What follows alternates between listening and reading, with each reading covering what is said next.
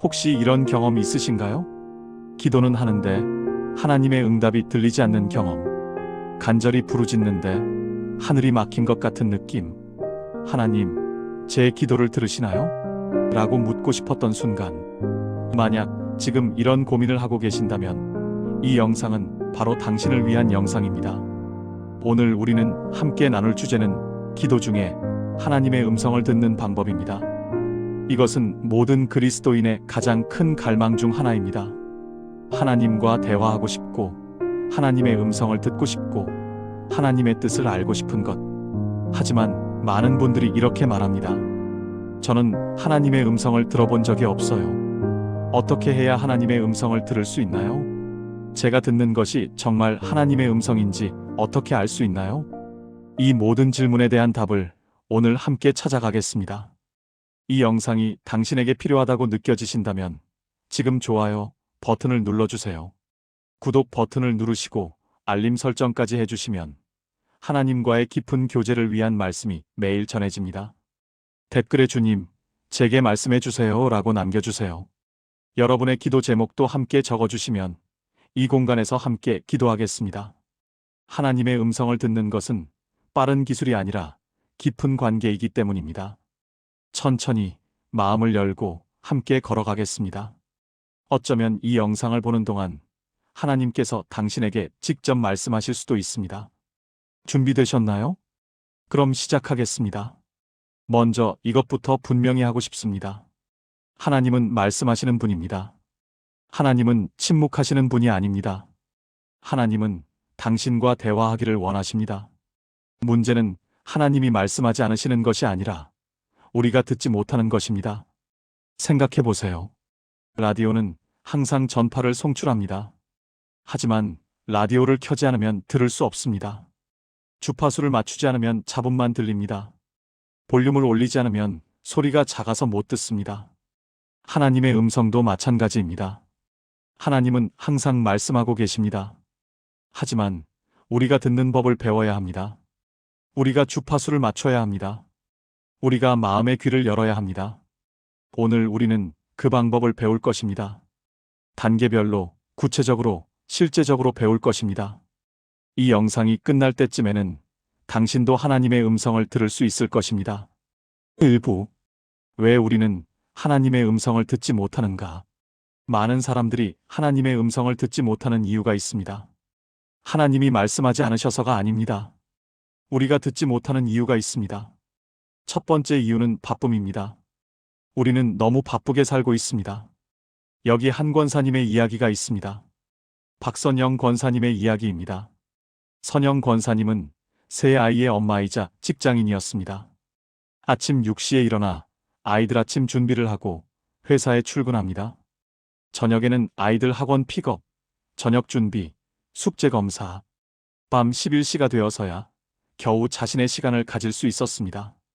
선영 권사님은 신앙심이 깊은 분이었습니다. 아무리 바빠도 기도만은 빠뜨리지 않으려고 노력했습니다. 하지만 기도 시간은 항상 짧았습니다. 잠들기 전 침대에 누워서 하나님, 오늘도 무사히 보내주셔서 감사합니다. 내일도 좋은 하루 되게 해주세요. 아이들 건강하게 지켜주세요. 남편도 축복해주세요. 아멘. 기도 시간은 1분도 채 되지 않았습니다. 그리고 바로 잠이 들었습니다. 선영 권사님은 늘 답답했습니다. 다른 사람들은 하나님의 음성을 들었다고 간증하는데 저는 왜 한 번도 들어본 적이 없을까? 하나님이 저를 사랑하지 않으시는 걸까? 어느 날 선영 권사님은 수련회에 참석하게 되었습니다. 2박 3일 동안 일상을 벗어나 하나님께 집중하는 시간이었습니다. 첫날 저녁 강사 목사님이 말씀하셨습니다. 여러분, 하나님은 우리와 대화하기를 원하십니다. 하지만 대화는 일방통행이 아닙니다. 우리가 말만 하고 하나님의 대답을 들을 시간을 주지 않으면 그것은 대화가 아니라 독백입니다. 그날 밤 선영 권사님은 처음으로 듣는 기도를 해보기로 했습니다. 기도실에 혼자 들어가서 조용히 앉았습니다. 그리고 기도했습니다. 하나님, 제게 말씀해 주세요. 그리고 침묵했습니다. 5분, 10분, 15분. 처음에는 어색했습니다. 뭘 해야 하지? 이렇게 가만히 있는 게 맞나? 하지만 계속 기다렸습니다. 그리고 20분쯤 지났을 때 마음속에 한 생각이 떠올랐습니다. 내 딸아, 너는 너무 바쁘게 살고 있구나. 나와 함께 있는 것보다 일을 더 중요하게 여기고 있구나. 그 순간 선영 권사님은 눈물이 왈칵 쏟아졌습니다. 맞았습니다. 자신은 하나님보다 일을 더 중요하게 여기고 있었습니다. 하나님과 시간을 보내는 것보다 해야 할 일들을 먼저 생각하고 있었습니다. 하나님은 계속 말씀하셨습니다. 쉬어라. 내게로 와서 쉬어라. 내가 모든 것을 다 할 필요는 없단다. 내가 너를 도울 것이다. 그날 밤 선영 권사님은 이 시간 동안 하나님과 대화했습니다.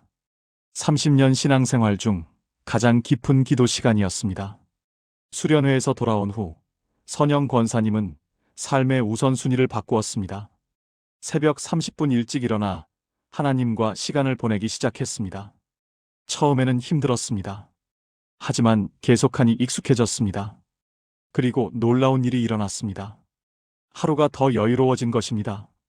시간은 30분 줄었는데 오히려 하루가 더 평안하고 효율적이었습니다. 왜냐하면 하나님과 함께 시작하는 하루는 달랐기 때문입니다. 하나님이 하루를 인도하시니 불필요한 걱정과 조급함이 사라졌습니다. 선영 권사님은 지금 이렇게 말합니다. 바쁘다는 핑계로 하나님을 뒷전으로 밀었던 제가 부끄럽습니다. 하나님은 항상 저와 대화하기를 원하셨는데 제가 시간을 들이지 않았습니다. 이제는 압니다. 하나님과의 시간이 가장 중요하다는 것을요. 이것이 바쁨의 문제입니다. 아침부터 저녁까지 쉴 틈이 없습니다. 해야 할 일이 너무 많습니다. 만나야 할 사람이 너무 많습니다. 가야 할 곳이 너무 많습니다. 시간이 없습니다. 여유가 없습니다. 그래서 기도도 빠르게 합니다. 하나님, 축복해 주세요. 도와주세요. 아멘. 1분 기도, 2분 기도. 그리고 바로 일어나서 다시 바쁜 일상으로 돌아갑니다.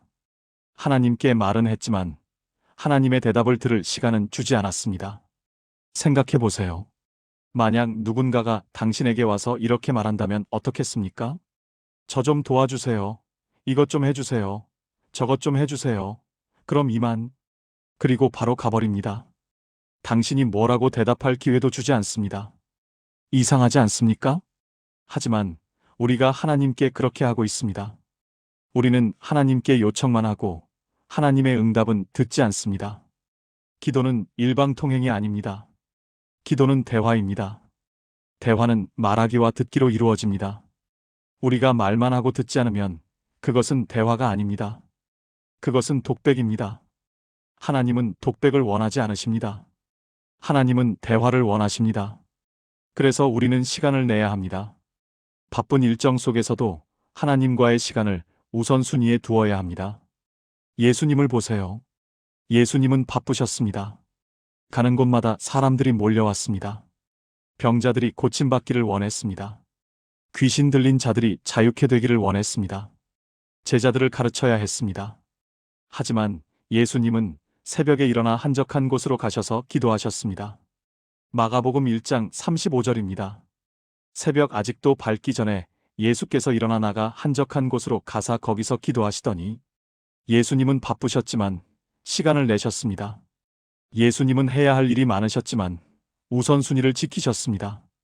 하나님 아버지와의 교제가 가장 중요했습니다. 우리도 마찬가지입니다. 아무리 바빠도 하나님과의 시간을 내야 합니다. 아무리 할 일이 많아도 우선순위를 지켜야 합니다. 그렇지 않으면 하나님의 음성을 들을 수 없습니다. 두 번째 이유는 죄입니다. 죄는 하나님과 우리 사이를 막습니다. 여기 한 청년의 이야기가 있습니다. 이준호 청년의 사연입니다. 준호 청년은 20대 후반의 청년이었습니다. 어릴 때부터 교회를 다녔고 대학 때는 청년부 회장도 했습니다. 하지만 사회생활을 시작하면서 준호 청년의 신앙생활이 흔들리기 시작했습니다. 회식 자리에서 술을 마시게 되었고 점점 술자리가 잦아졌습니다.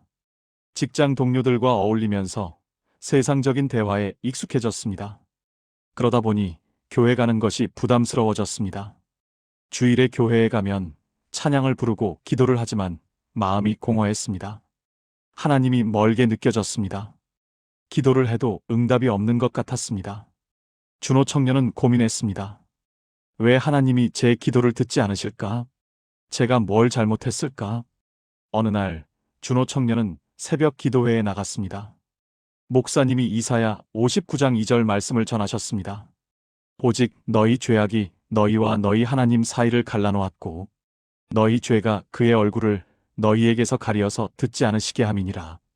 그 말씀이 준호 청년의 가슴을 찔렀습니다. 죄가 하나님과 나 사이를 막고 있구나. 그날 준호 청년은 눈물로 회개했습니다. 하나님, 용서해 주세요. 제가 세상과 타협하며 살았습니다. 제가 주님을 멀리했습니다. 제가 죄를 지으면서도 대수롭지 않게 여겼습니다. 용서해 주세요. 그리고 새로운 결심을 했습니다. 술자리를 줄이기로 했습니다. 세상적인 대화에서 벗어나기로 했습니다. 매일 성경을 읽고 기도하기로 했습니다. 처음 한 달은 힘들었습니다.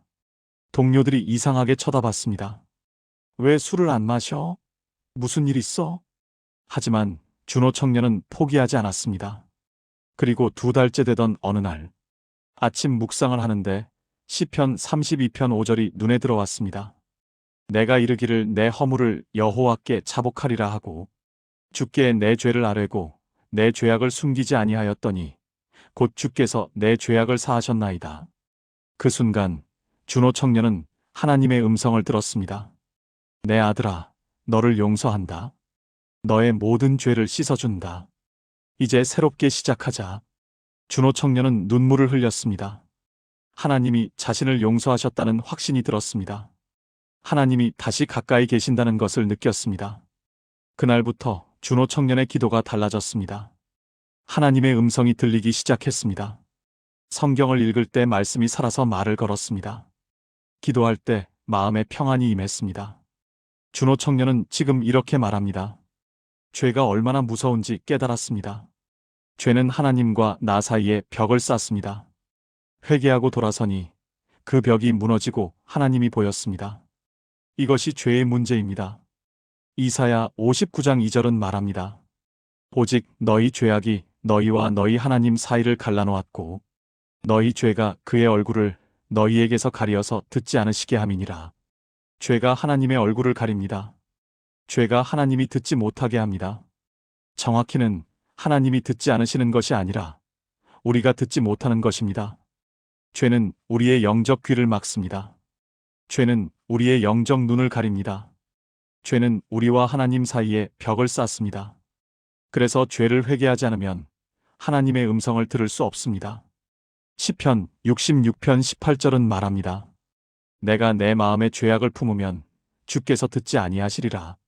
마음의 죄악을 품고 있으면 하나님이 듣지 않으십니다. 우리가 아무리 기도해도 응답이 없습니다. 우리가 아무리 부르짖어도 침묵만 있습니다. 왜냐하면 죄가 길을 막고 있기 때문입니다. 그래서 회개가 필요합니다. 진심으로 죄를 고백하고 돌이켜야 합니다. 요한일서 1장 9절은 약속합니다. 만일 우리가 우리 죄를 자백하면 그는 미쁘시고 의로우사 우리 죄를 사하시며 우리를 모든 불의에서 깨끗하게 하실 것이요. 죄를 자백하면 하나님이 사하십니다. 용서하시고 깨끗하게 하십니다. 그러면 막혔던 길이 열립니다. 가려졌던 얼굴이 드러납니다. 다시 하나님의 음성을 들을 수 있게 됩니다. 세 번째 이유는 불신앙입니다. 많은 사람들이 하나님이 자신에게 말씀하실 거라고 믿지 않습니다. 하나님은 선지자들에게만 말씀하시는 거 아닌가? 하나님은 목사님들에게만 말씀하시는 거 아닌가? 나 같은 평범한 사람에게 하나님이 말씀하실 리 없어. 이런 생각을 합니다. 하지만 이것은 거짓말입니다. 하나님은 모든 자녀들에게 말씀하십니다. 요한복음 10장 27절에서 예수님은 말씀하십니다. 내 양은 내 음성을 들으며 나는 그들을 알며 그들은 나를 따르느니라. 내 양은 내 음성을 듣습니다. 모든 양이 듣습니다. 특별한 양만 듣는 것이 아닙니다. 당신이 하나님의 자녀라면 당신은 하나님의 음성을 들을 수 있습니다. 당신이 예수님을 믿는다면 당신은 예수님의 양입니다. 그리고 양은 목자의 음성을 압니다. 이것을 믿어야 합니다. 믿음이 없으면 들을 수 없습니다. 히브리서 11장 6절은 말합니다. 믿음이 없이는 하나님을 기쁘시게 하지 못하나니 하나님께 나아가는 자는 반드시 그가 계신 것과 또한 그가 자기를 찾는 자들에게 상 주시는 이심을 믿어야 할지니라. 하나님께 나아가려면 믿음이 필요합니다. 하나님이 계신다는 것을 믿어야 합니다. 하나님이 상 주시는 분이라는 것을 믿어야 합니다. 그리고 하나님이 나에게 말씀하신다는 것을 믿어야 합니다. 이 믿음이 있어야 하나님의 음성을 들을 수 있습니다. 네 번째 이유는 잘못된 기대입니다. 많은 사람들이 하나님의 음성을 들으려고 할 때 잘못된 기대를 합니다. 하늘에서 큰 소리가 날 거야. 천둥 같은 음성이 들릴 거야. 환상이나 꿈을 볼 거야. 물론 하나님이 그렇게 말씀하실 때도 있습니다. 하지만 대부분의 경우 하나님은 아주 조용하고 은밀하게 말씀하십니다. 마음속에 떠오르는 생각으로 말씀하십니다. 성경 말씀을 통해 말씀하십니다. 환경을 통해 말씀하십니다. 다른 사람을 통해 말씀하십니다. 우리가 극적인 것만 기대하면 일상적인 방법으로 말씀하시는 하나님의 음성을 놓치게 됩니다.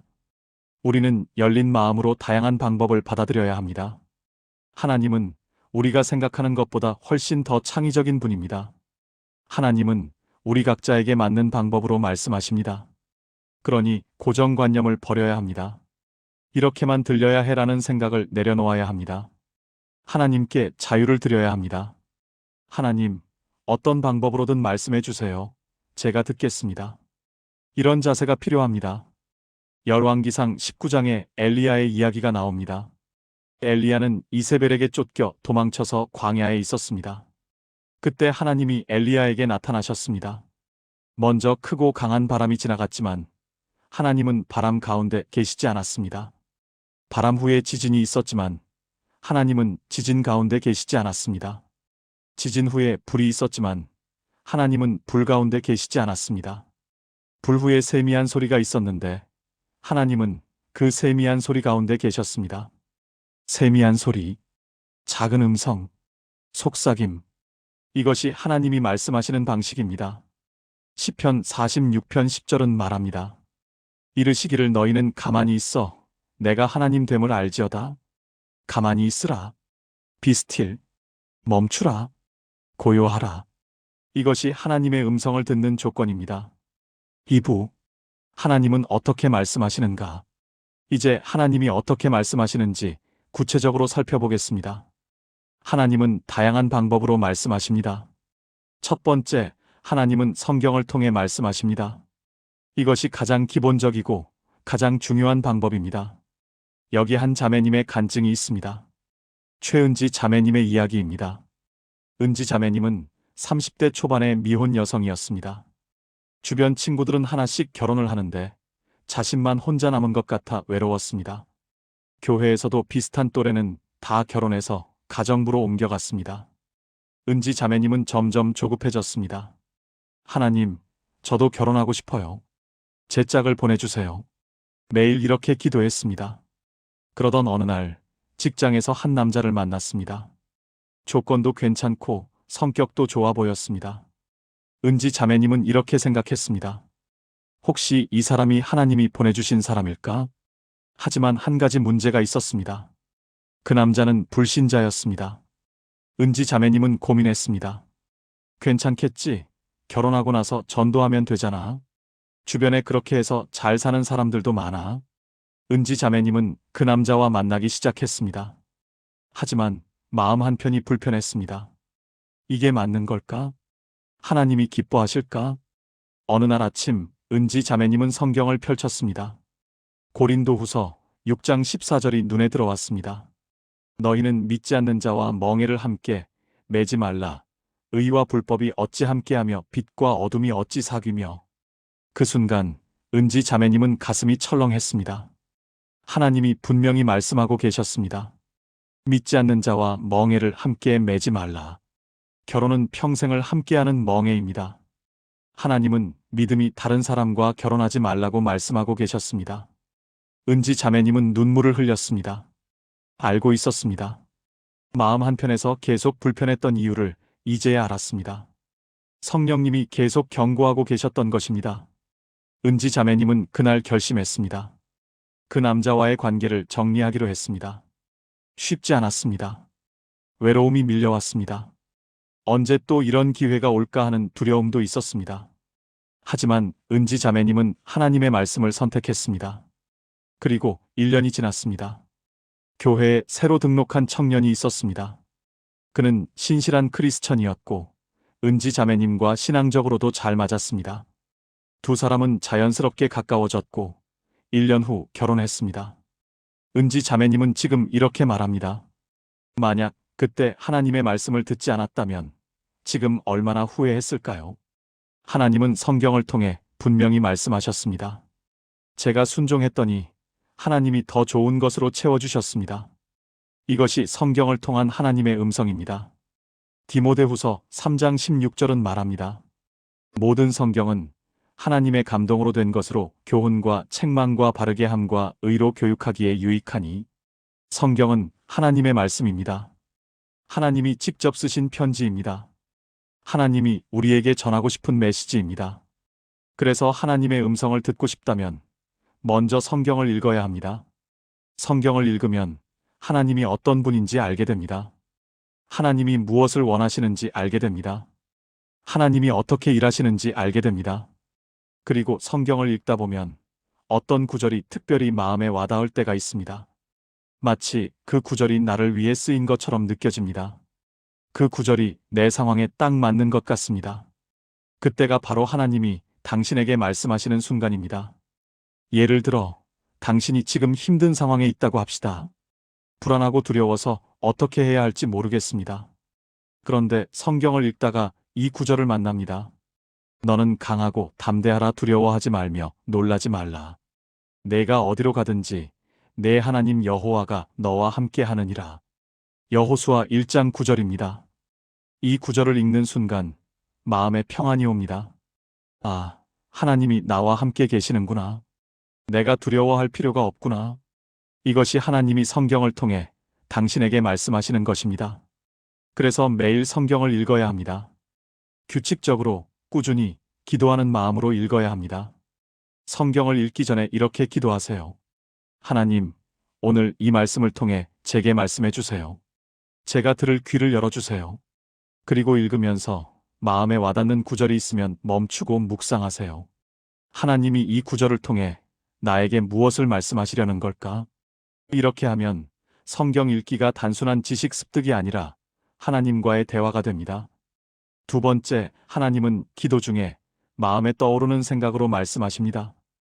여기 한 집사님의 간증이 있습니다. 정수진 집사님의 이야기입니다.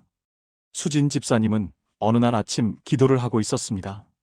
평소처럼 가족을 위해, 교회를 위해 기도했습니다. 그런데 기도를 마치려는 순간 갑자기 한 사람이 생각났습니다. 고등학교 때 친구였던 미영이었습니다. 미영이와는 졸업 후 연락이 끊긴 지 10년이 넘었습니다. 왜 갑자기 미영이가 생각나지? 수진 집사님은 이상했습니다. 하지만 미영이 생각이 계속 떠올랐습니다. 혹시 하나님이 미영이를 위해 기도하라고 하시는 건가? 수진 집사님은 미영이를 위해 기도하기 시작했습니다. 하나님, 미영이가 어떻게 지내는지 모르겠지만 주님이 함께 해주세요. 그리고 마음에 또 다른 생각이 떠올랐습니다. 미영이에게 연락해보라. 수진 집사님은 망설였습니다. 10년 넘게 연락 안 하다가 갑자기 연락하면 이상하지 않을까? 하지만 그 생각이 계속 떠올랐습니다. 결국 수진 집사님은 용기를 내서 미영이에게 문자를 보냈습니다. 미영아, 나 수진이야. 오랜만이야. 잘 지내니? 몇 시간 후 미영이에게서 답장이 왔습니다. 수진아, 정말 오랜만이다. 사실 요즘 너무 힘들었어. 내가 연락해줘서 정말 고마워. 수진 집사님은 미영이를 만났습니다. 미영이는 최근 남편과 이혼 위기에 있었고 우울증으로 힘들어하고 있었습니다. 심지어 극단적인 생각까지 했다고 합니다. 그런데 수진 집사님의 연락을 받고 누군가 자기를 생각해 주는구나 하는 생각에 위로를 받았다고 했습니다. 수진 집사님은 미영이에게 복음을 전했고 미영이는 교회에 나오기 시작했습니다. 그리고 6개월 후 미영이는 예수님을 영접했습니다. 수진 집사님은 지금 이렇게 말합니다. 그날 아침 기도 중에 미영이가 생각난 것은 우연이 아니었습니다. 하나님이 제 마음에 미영이를 떠올리게 하셨습니다. 하나님은 미영이를 사랑하셨고 저를 통해 미영이에게 손을 내미셨습니다. 제가 그 음성에 순종해서 정말 감사합니다. 이것이 마음에 떠오르는 생각을 통한 하나님의 음성입니다. 기도하다 보면 갑자기 어떤 생각이 떠오를 때가 있습니다. 어떤 사람이 생각나거나 어떤 일을 해야겠다는 생각이 들거나 어떤 결정을 내려야겠다는 확신이 생깁니다. 이것이 하나님이 말씀하시는 방법 중 하나입니다. 물론 모든 생각이 하나님에게서 오는 것은 아닙니다. 우리 자신의 생각일 수도 있고 사탄의 유혹일 수도 있습니다. 그래서 분별이 필요합니다. 어떻게 분별할 수 있을까요? 첫째, 그 생각이 성경과 일치하는지 확인하세요. 하나님은 절대 성경과 모순되는 말씀을 하지 않으십니다. 만약 마음에 떠오른 생각이 성경의 가르침과 반대된다면 그것은 하나님의 음성이 아닙니다. 둘째, 그 생각이 평안을 주는지 확인하세요. 골로새서 3장 15절은 말합니다. 그리스도의 평강이 너희 마음을 주장하게 하라. 하나님의 음성은 평안을 줍니다. 비록 그 말씀이 어려운 일을 하라는 것이라도 마음 깊은 곳에는 평안이 있습니다. 반면 사탄의 유혹은 불안과 두려움을 줍니다. 셋째, 그 생각이 지속되는지 확인하세요. 하나님의 음성은 일시적인 충동이 아닙니다. 계속해서 마음에 남아 있습니다. 며칠이 지나도 몇 주가 지나도 여전히 그 생각이 떠오릅니다. 반면 우리 자신의 생각이나 사탄의 유혹은 시간이 지나면 사라집니다. 넷째, 다른 신앙 성숙한 사람들과 상의하세요. 잠언 15장 22절은 말합니다. 의논이 없으면 경영이 무너지고 지략이 많으면 경영이 성립하느니라. 중요한 결정을 내릴 때는 혼자 판단하지 말고 다른 사람들의 조언을 구하세요. 특히 신앙이 성숙하고 하나님을 잘 아는 사람들의 의견을 들으세요. 그들이 당신이 들은 것을 확인해 줄 수도 있고 다른 관점을 제시해 줄 수도 있습니다. 세 번째, 하나님은 환경을 통해 말씀하십니다. 여기 한 사업가의 간증이 있습니다. 박철수 장로님의 이야기입니다. 철수 장로님은 작은 제조업체를 운영하고 있었습니다. 사업이 어려워지자 큰 회사에서 인수 제안이 들어왔습니다. 조건도 괜찮았고 직원들 고용도 보장한다고 했습니다. 철수 장로님은 고민했습니다. 이게 하나님의 뜻일까? 회사를 팔고 편하게 살까? 철수 장로님은 기도하기 시작했습니다. 하나님, 제게 말씀해 주세요. 이 제안을 받아들여야 할까요? 그런데 계약을 진행하려는데 이상하게 계속 문제가 생겼습니다. 서류에 문제가 있다고 했습니다.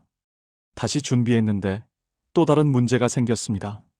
만나기로 한 날 상대방이 급한 일이 생겨서 미뤄졌습니다. 다시 약속을 잡았는데 이번에는 철수 장로님이 갑자기 아파서 못 만났습니다. 이렇게 몇 달이 지났습니다. 철수 장로님은 생각했습니다. 이게 우연일까? 아니면 하나님이 맡고 계신 건가? 그리고 어느 날 철수 장로님은 확신을 얻었습니다. 하나님이 이 길로 가지 말라고 말씀하고 계시는구나. 철수 장로님은 인수 제안을 거절했습니다. 그리고 다시 사업에 집중하기 시작했습니다. 힘들었지만 하나님께 의지하며 한 걸음씩 나아갔습니다. 그런데 6개월 후 놀라운 일이 일어났습니다. 인수하려던 그 큰 회사가 부도가 났습니다. 만약 철수 장로님이 회사를 팔았다면 직원들은 모두 일자리를 잃었을 것입니다. 철수 장로님 자신도 큰 손해를 봤을 것입니다. 철수 장로님은 지금 이렇게 말합니다. 하나님은 환경을 통해 말씀하셨습니다. 계속 문제가 생기는 것이 단순한 우연이 아니었습니다. 하나님이 저를 막으시고 보호하신 것입니다. 제가 그 신호를 알아차려서 감사합니다. 이것이 환경을 통한 하나님의 음성입니다. 때로 하나님은 우리 주변에서 일어나는 일들을 통해 말씀하십니다. 문이 닫히거나 열립니다. 기회가 생기거나 사라집니다. 예상치 못한 일이 일어납니다. 이런 환경의 변화를 통해 하나님은 우리를 인도하십니다.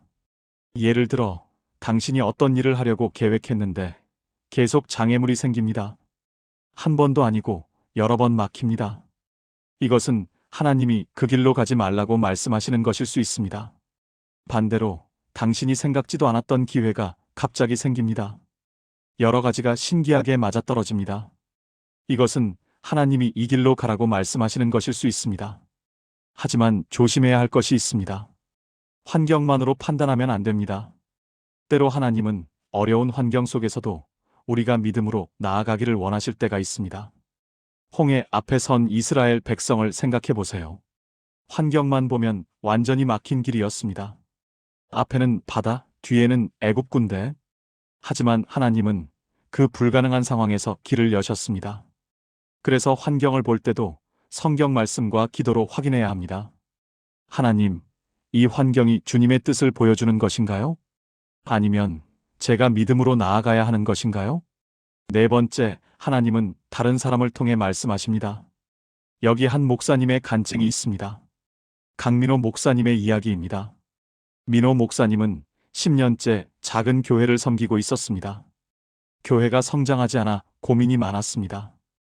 이 교회를 떠나 다른 곳으로 가야 하나 하는 생각도 들었습니다. 어느 날 민호 목사님은 신학교 은사님을 찾아갔습니다.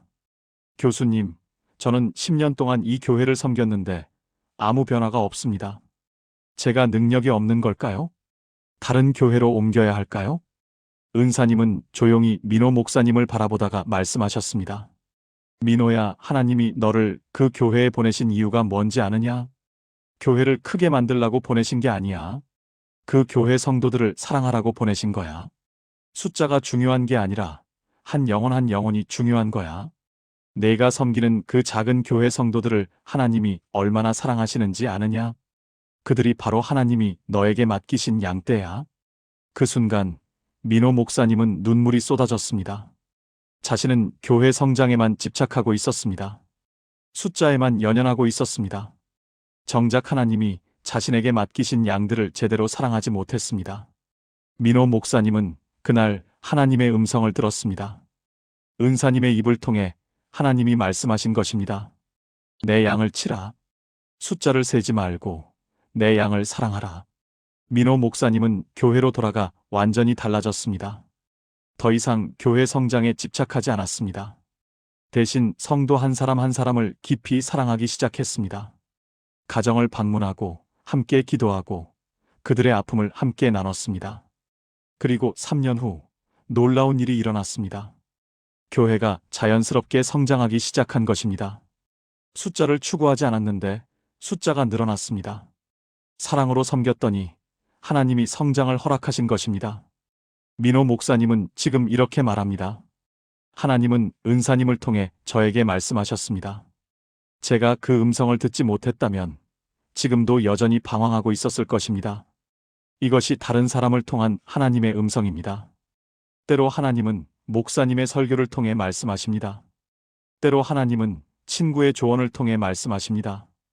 때로 하나님은 심지어 불신자의 말을 통해서도 말씀하십니다. 중요한 것은 그 사람이 누구냐가 아니라 그 말이 무엇이냐입니다.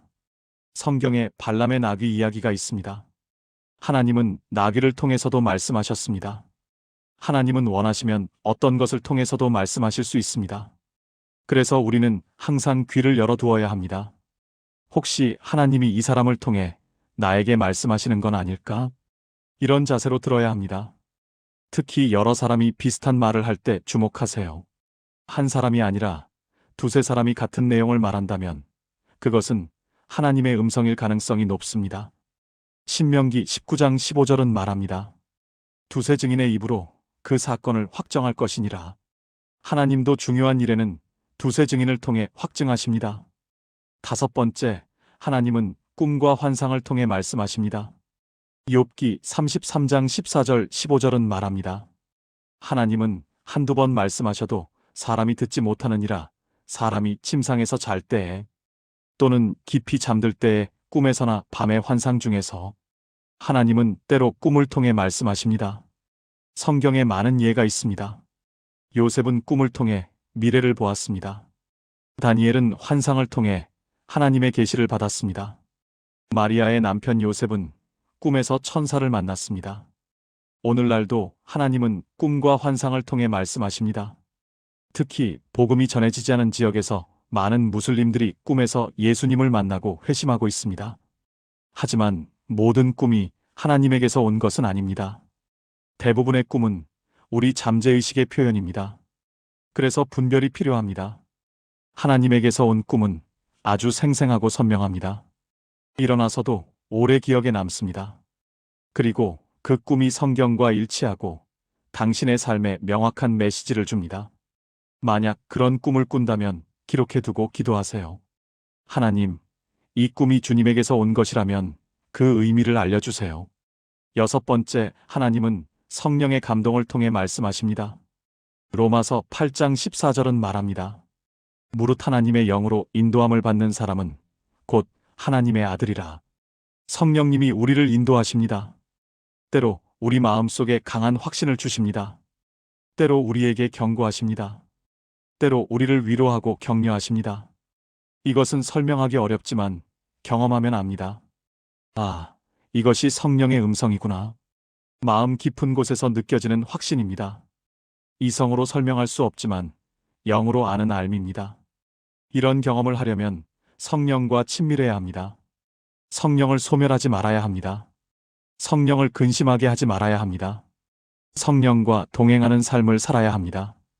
그러면 성령님이 분명하게 인도하십니다. 3부. 하나님의 음성을 듣는 실제적인 방법. 이제 구체적으로 어떻게 하나님의 음성을 들을 수 있는지 실제적인 방법을 나누겠습니다.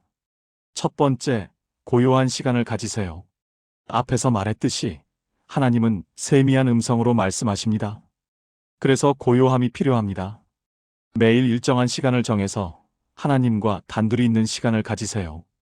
아침 일찍 또는 밤 늦게 또는 점심시간. 언제든 상관없습니다. 중요한 것은 방해받지 않는 시간, 조용한 시간입니다. 핸드폰을 꺼두세요. TV를 끄세요.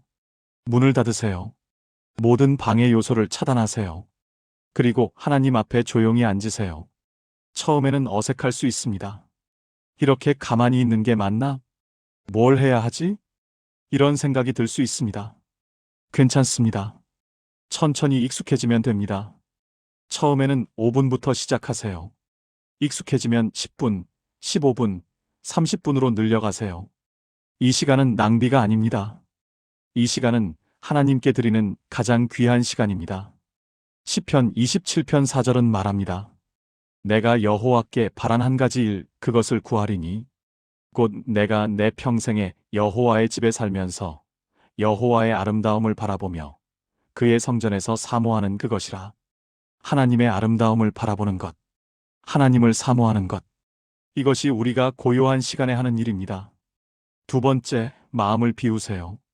고요한 시간을 가졌다고 해서 자동으로 하나님의 음성이 들리는 것은 아닙니다. 우리 마음을 비워야 합니다.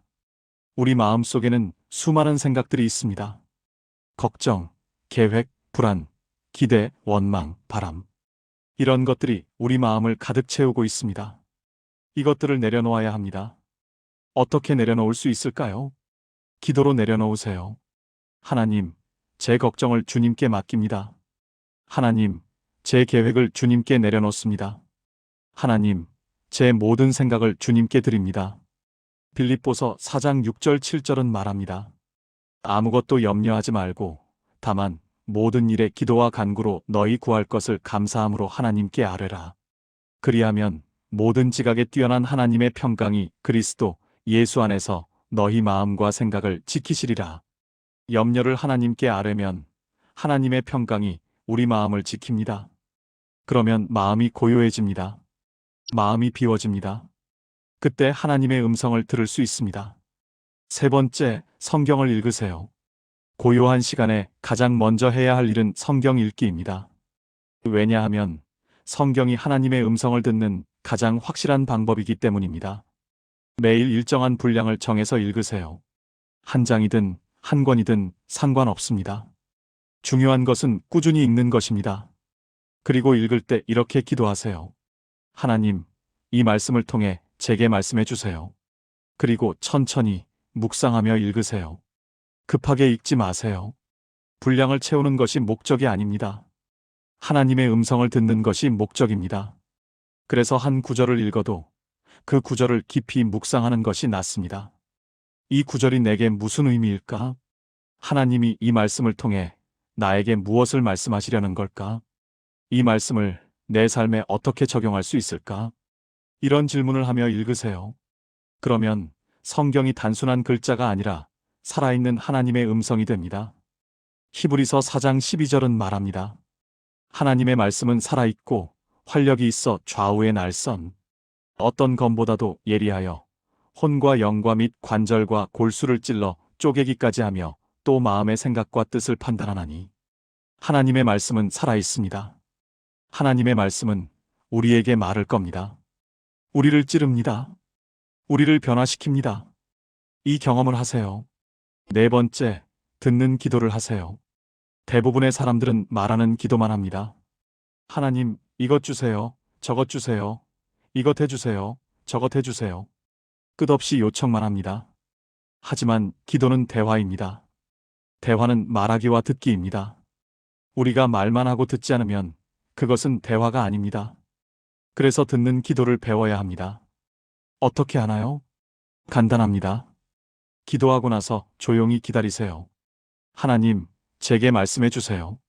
그리고 침묵하세요. 귀를 기울이세요. 마음에 떠오르는 생각에 주목하세요. 처음에는 아무것도 안 들릴 수 있습니다. 괜찮습니다. 계속하세요. 매일 연습하세요. 그러면 점점 하나님의 음성을 분별할 수 있게 됩니다.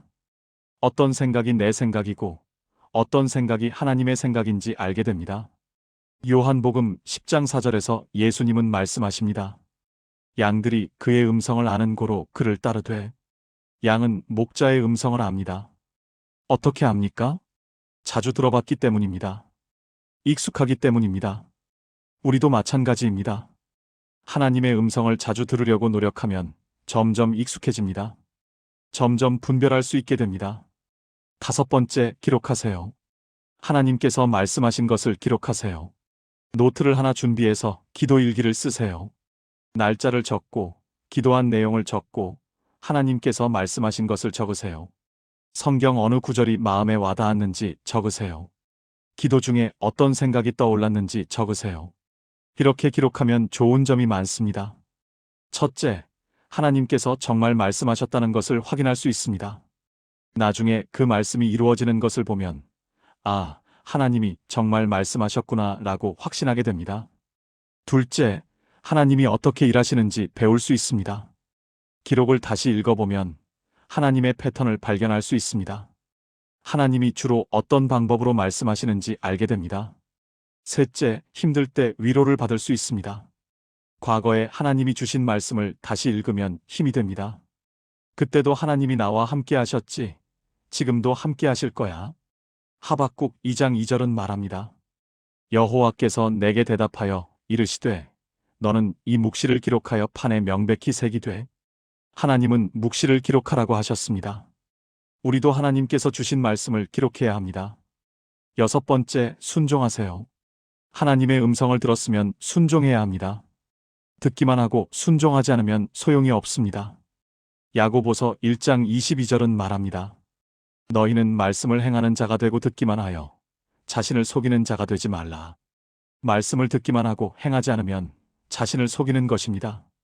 하나님의 음성을 들었으면 행동해야 합니다. 하나님이 이것을 하라고 하시면 해야 합니다. 하나님이 저것을 하지 말라고 하시면 하지 말아야 합니다. 순종할 때 하나님의 음성이 더 명확해집니다. 순종하지 않으면 하나님의 음성이 점점 희미해집니다. 요한복음 14장 21절에서 예수님은 말씀하십니다. 나의 계명을 지키는 자라야 나를 사랑하는 자니 나를 사랑하는 자는 내 아버지께 사랑을 받을 것이요 나도 그를 사랑하여 그에게 나를 나타내리라. 순종하는 자에게 하나님이 자신을 나타내십니다. 순종하는 자에게 하나님이 더 많이 말씀하십니다. 일곱 번째, 인내하세요. 하나님의 음성을 듣는 것은 하루아침에 되는 일이 아닙니다. 시간이 걸립니다. 연습이 필요합니다. 인내가 필요합니다. 처음에는 잘 안 될 수 있습니다. 정말 하나님이 말씀하시는 건가? 내가 잘못 들은 건 아닐까? 이런 의심이 들 수 있습니다. 괜찮습니다. 포기하지 마세요. 계속 시도하세요. 매일 고요한 시간을 가지고 성경을 읽고 듣는 기도를 하세요. 그러면 점점 나아집니다. 점점 하나님의 음성이 명확해집니다.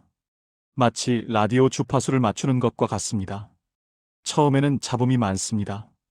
하지만 조금씩 조정하다 보면 어느 순간 선명하게 들립니다. 하나님의 음성도 그렇습니다. 계속 연습하다 보면 어느 순간 선명하게 들립니다. 히브리서 5장 14절은 말합니다. 단단한 음식은 장성한 자의 것이니 그들은 지각을 사용함으로 연단을 받아 선악을 분별하는 자들이니라. 연단을 받아야 합니다. 훈련이 필요합니다. 시간을 들여서 연습해야 합니다.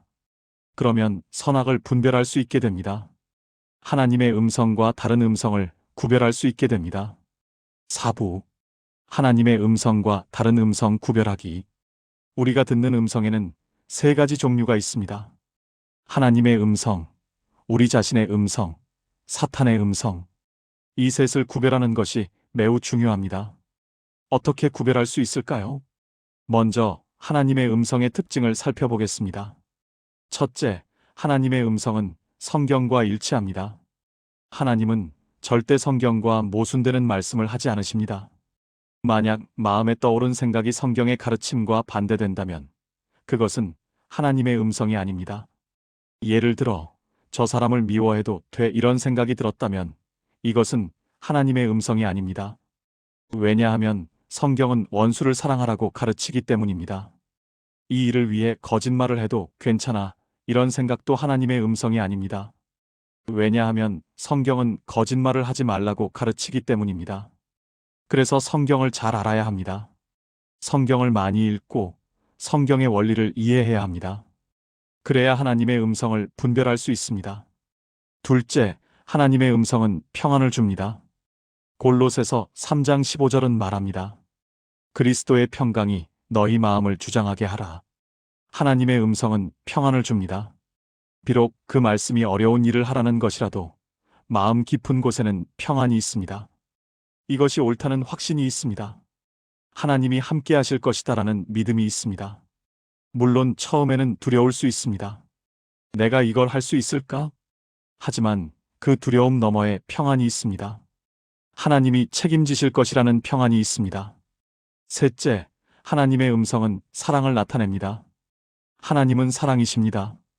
그래서 하나님의 음성은 항상 사랑을 담고 있습니다. 비록 책망의 말씀이라도 그 안에 사랑이 있습니다. 비록 고통스러운 길을 가라는 말씀이라도 그 안에 선한 목적이 있습니다. 하나님은 우리를 해치려고 말씀하시는 것이 아니라 우리를 세우려고 말씀하십니다.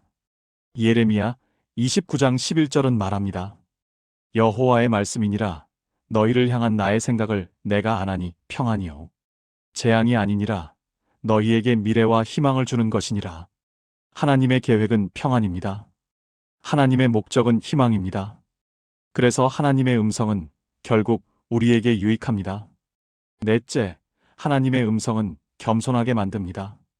하나님의 음성을 들으면 교만해지는 것이 아니라 겸손해집니다. 내가 특별해서 하나님의 음성을 듣는다는 생각이 아니라 하나님의 은혜로 이 음성을 듣는다는 감사가 생깁니다. 하나님의 음성은 우리를 높이지 않고 하나님을 높입니다. 우리를 자랑하게 하지 않고 하나님을 자랑하게 합니다. 다섯째, 하나님의 음성은 지속됩니다. 하나님의 음성은 일시적인 충동이 아닙니다. 계속해서 마음에 남아 있습니다. 며칠이 지나도 몇 주가 지나도 여전히 그 말씀이 떠오릅니다. 기도할 때마다 같은 생각이 듭니다. 성경을 읽을 때마다 같은 구절이 눈에 들어옵니다. 이것은 하나님이 정말 그 일을 하기를 원하신다는 증거입니다.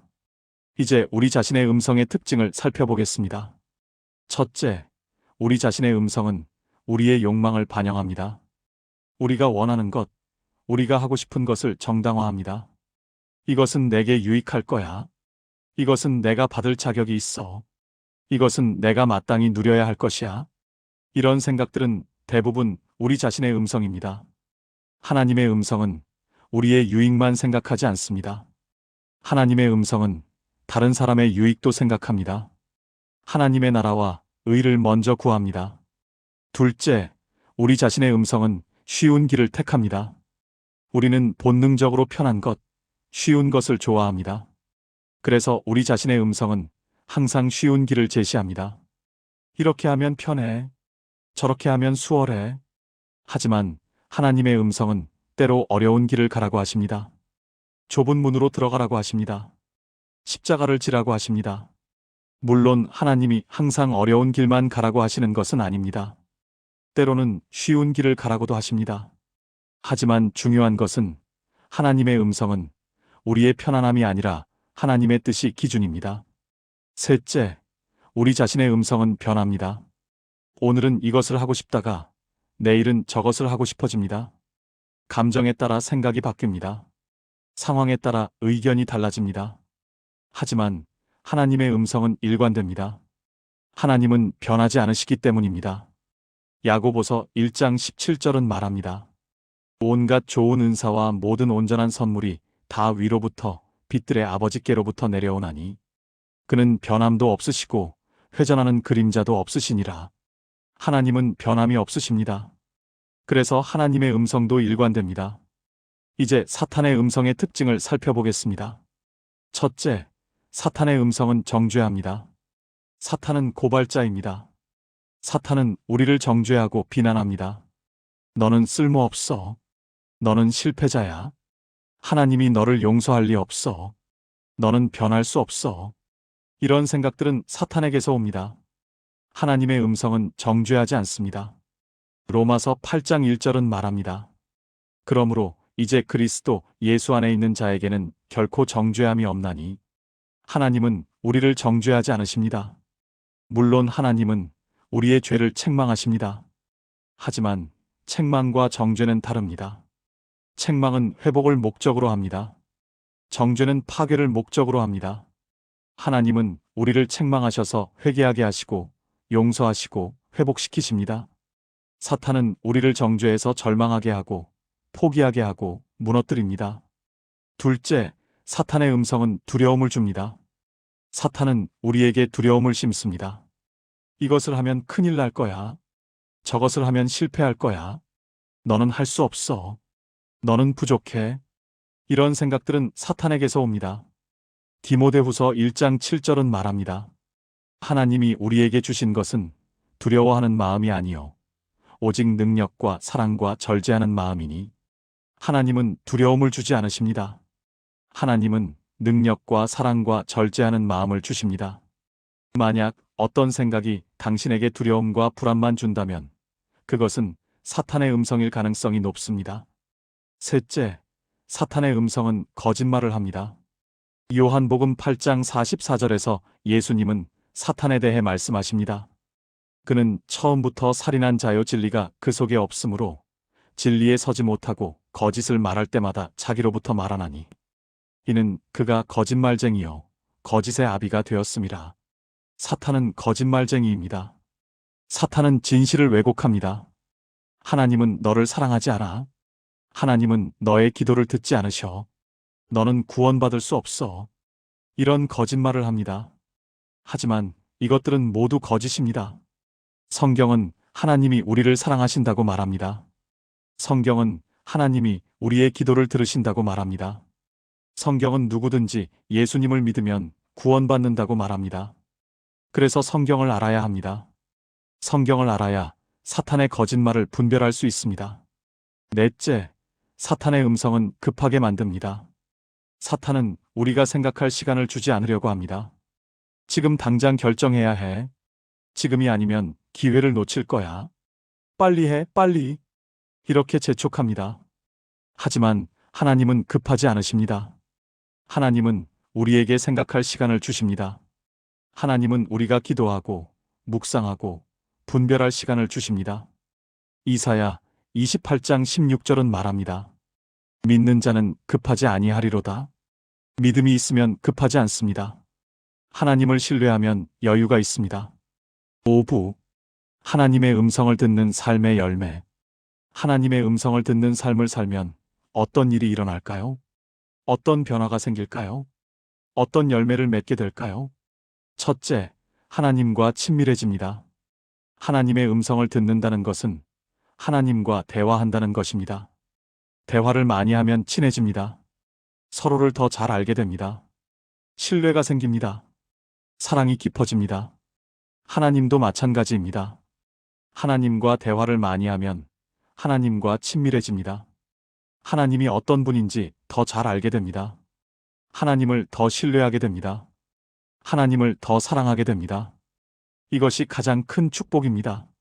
물질도 건강도 성공도 중요하지만 가장 중요한 것은 하나님을 아는 것입니다. 빌립보서 3장 8절에서 바울은 말합니다. 내 주 그리스도 예수를 아는 지식이 가장 고상하므로 내가 그를 위하여 모든 것을 잃어버리고 배설물로 여김은 그리스도를 얻고 그리스도를 아는 지식이 가장 고상합니다. 다른 모든 것은 배설물과 같습니다. 하나님을 아는 것, 하나님과 친밀한 것, 이것이 인생의 목적입니다. 하나님의 음성을 듣는 삶을 살면 이 목적을 이루게 됩니다. 둘째, 확신을 가지고 살게 됩니다. 하나님의 음성을 듣지 못하면 항상 불안합니다. 이 결정이 맞을까? 이 길이 맞을까? 내가 잘하고 있는 걸까? 항상 의심하고 두려워합니다. 하지만 하나님의 음성을 들으면 확신이 생깁니다. 하나님이 이렇게 말씀하셨어. 하나님이 이 길로 가라고 하셨어. 하나님이 함께 하시니까 괜찮아. 이런 확신이 우리를 담대하게 만듭니다. 어려움이 와도 흔들리지 않게 만듭니다. 반대가 있어도 물러서지 않게 만듭니다. 왜냐하면 하나님의 음성을 들었기 때문입니다. 하나님이 말씀하셨기 때문입니다. 노아를 생각해 보세요. 하나님이 노아에게 방주를 만들라고 하셨습니다. 당시에는 비가 온 적이 없었습니다. 홍수가 무엇인지도 몰랐습니다. 사람들은 노아를 비웃었습니다. 저 미친 사람 좀 봐. 산 위에 배를 만들고 있어. 하지만 노아는 흔들리지 않았습니다. 왜냐하면 하나님의 음성을 들었기 때문입니다. 하나님이 분명히 말씀하셨기 때문입니다. 그래서 노아는 120년 동안 방주를 만들었습니다. 그리고 결국 노아와 그의 가족은 구원을 받았습니다.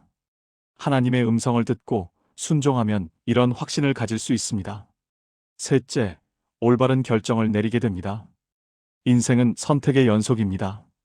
어떤 학교에 갈지, 어떤 직업을 가질지, 누구와 결혼할지, 어디에 살지, 크고 작은 결정을 매일 내려야 합니다.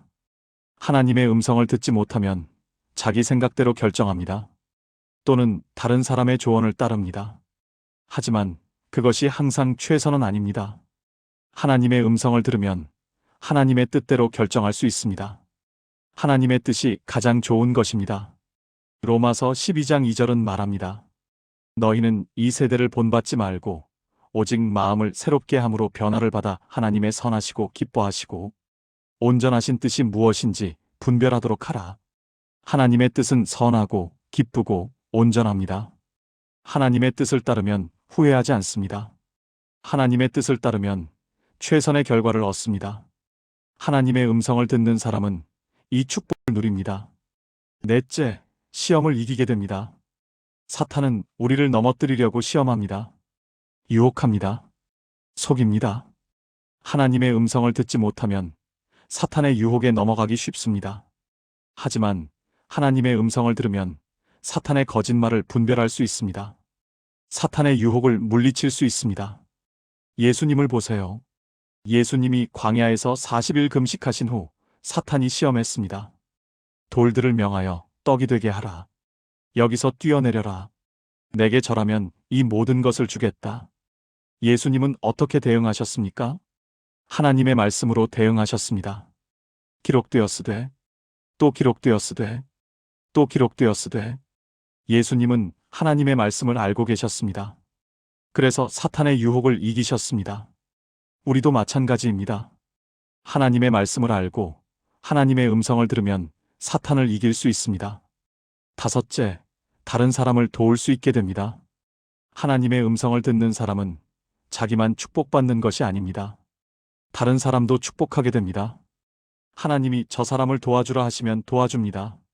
하나님이 저 사람에게 이렇게 말하라 하시면 말합니다. 하나님이 저 사람을 위해 기도하라 하시면 기도합니다. 이렇게 하나님의 음성을 듣고 순종하면 하나님의 도구가 됩니다. 하나님의 손과 발이 됩니다. 하나님의 사랑을 전하는 통로가 됩니다. 얼마나 아름다운 삶입니까? 내 뜻대로 사는 것이 아니라 하나님의 뜻대로 삽니다. 내 계획대로가 아니라 하나님의 계획대로 삽니다. 그러면 내 삶이 의미 있어집니다. 내 삶이 가치 있어집니다. 내 삶을 통해 하나님의 나라가 확장됩니다. 여섯째, 평안을 누리게 됩니다. 세상은 불안합니다. 내일 무슨 일이 일어날지 모릅니다. 경제가 어떻게 될지, 건강이 어떻게 될지, 관계가 어떻게 될지 알 수 없습니다. 그래서 사람들은 불안해합니다. 걱정합니다. 두려워합니다. 하지만 하나님의 음성을 듣는 사람은 평안합니다. 하나님이 함께 하신다는 것을 알기 때문입니다. 하나님이 인도하신다는 것을 믿기 때문입니다. 하나님이 책임지신다는 것을 확신하기 때문입니다. 요한복음 14장 27절에서 예수님은 말씀하십니다. 평안을 너희에게 끼치노니 곧 나의 평안을 너희에게 주노라. 내가 너희에게 주는 것은 세상이 주는 것과 같지 아니하니라. 너희는 마음에 근심하지도 말고 두려워하지도 말라. 예수님의 평안은 세상이 주는 평안과 다릅니다. 세상의 평안은 환경에 따라 달라집니다. 모든 것이 잘 될 때만 평안합니다. 하지만 예수님의 평안은 환경과 상관없습니다. 어떤 상황에서도 평안합니다. 왜냐하면 하나님이 함께 하시기 때문입니다. 하나님의 음성을 듣는 사람은 이 평안을 누립니다. 일곱째, 영적으로 성장하게 됩니다. 하나님의 음성을 듣고 순종하면 영적으로 성장합니다. 믿음이 자랍니다. 사랑이 깊어집니다. 소망이 커집니다. 인내가 생깁니다. 겸손해집니다. 감사하게 됩니다. 이것이 영적 성장입니다. 이것이 그리스도를 닮아가는 것입니다. 에베소서 4장 13절은 말합니다. 우리가 다 하나님의 아들을 믿는 것과 아는 일에 하나가 되어 온전한 사람을 이루어 그리스도의 장성한 분량이 충만한 데까지 이르리니, 그리스도의 장성한 분량에 이르는 것, 이것이 우리의 목표입니다. 하나님의 음성을 듣고 순종하면 이 목표에 가까워집니다. 이 영상이 여기까지 오는 동안 당신이 포기하지 않고 들어주신 것처럼 하나님의 음성을 듣는 일도 포기하지 마세요. 오늘 우리가 함께 나눈 모든 내용을 다시 한번 정리하겠습니다. 하나님은 말씀하시는 분입니다. 하나님은 당신과 대화하기를 원하십니다. 문제는 하나님이 말씀하지 않으시는 것이 아니라 우리가 듣지 못하는 것입니다. 우리가 듣지 못하는 이유는 바쁨, 죄, 불신앙, 잘못된 기대 때문입니다. 이것들을 제거하세요. 그러면 하나님의 음성을 들을 준비가 됩니다. 하나님은 다양한 방법으로 말씀하십니다. 성경, 기도 중 마음에 떠오르는 생각, 환경, 다른 사람, 꿈과 환상, 성령의 감동. 이 모든 방법에 열린 마음을 가지세요. 하나님의 음성을 듣는 실제적인 방법은 이것입니다. 고요한 시간을 가지고 마음을 비우고 성경을 읽고 듣는 기도를 하고 기록하고 순종하고 인내하세요. 이것을 매일 실천하세요. 그러면 점점 하나님의 음성이 명확해질 것입니다. 하나님의 음성과 다른 음성을 구별하는 법을 배우세요. 하나님의 음성은 성경과 일치하고 평안을 주고 사랑을 나타내고 겸손하게 만들고 지속됩니다. 이것을 기준으로 분별하세요. 하나님의 음성을 듣는 삶의 열매는 풍성합니다. 하나님과 친밀해지고 확신을 가지고 올바른 결정을 내리고 시험을 이기고 다른 사람을 돕고 평안을 누리고 영적으로 성장합니다. 이 모든 축복을 누리세요. 이제 이 모든 것을 알았습니다. 하지만 아는 것만으로는 충분하지 않습니다. 행동해야 합니다. 실천해야 합니다. 지금부터 시작하세요. 오늘부터 시작하세요. 아니, 이 영상이 끝나는 순간부터 시작하세요. 핸드폰을 내려놓고 조용한 곳으로 가세요. 5분이라도 좋습니다. 하나님 앞에 조용히 앉으세요. 하나님, 제게 말씀해 주세요 라고 기도하세요. 그리고 귀를 기울이세요. 마음을 여세요. 하나님이 말씀하실 것입니다. 처음에는 잘 안 들릴 수 있습니다. 괜찮습니다. 계속하세요. 매일 하세요. 일주일, 2주일, 한 달 계속하세요. 그러면 반드시 들리게 될 것입니다. 하나님은 신실하신 분입니다. 하나님은 약속을 지키시는 분입니다. 요한복음 10장 27절에서 예수님은 말씀하셨습니다. 내 양은 내 음성을 들으며 당신은 하나님의 양입니다.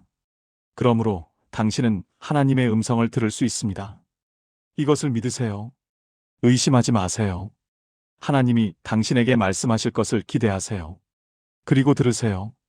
오늘 이 말씀이 당신에게 도움이 되었다면 좋아요 버튼을 눌러주세요. 댓글에 주님, 제게 말씀해 주세요 라고 남겨주세요. 이 영상이 필요한 사람에게 공유해 주세요. 왜냐하면 지금 이 순간에도 하나님의 음성을 듣기 원하지만 방법을 모르는 사람이 있기 때문입니다. 당신이 이 영상을 공유함으로써 그 사람을 도울 수 있습니다. 당신이 받은 은혜를 나눔으로써 누군가의 삶이 변할 수 있습니다. 마지막으로 이것을 기억하세요. 하나님은 지금도 말씀하고 계십니다. 하나님은 당신에게 말씀하기를 원하십니다. 하나님은 당신과 대화하기를 갈망하십니다. 그러니 더 이상 기다리지 마세요. 더 이상 미루지 마세요. 지금, 이 순간부터 하나님의 음성을 듣는 삶을 시작하세요. 그러면 당신의 인생이 완전히 달라질 것입니다. 하나님의 은혜가 당신과 함께하기를 기도합니다. 하나님의 평강이 당신의 마음을 지키시기를 기도합니다. 하나님의 음성이 당신에게 분명히 들리기를 기도합니다. 예수님의 이름으로 기도합니다. 아멘. 하나님의 음성을 들으며 사시길 축복합니다.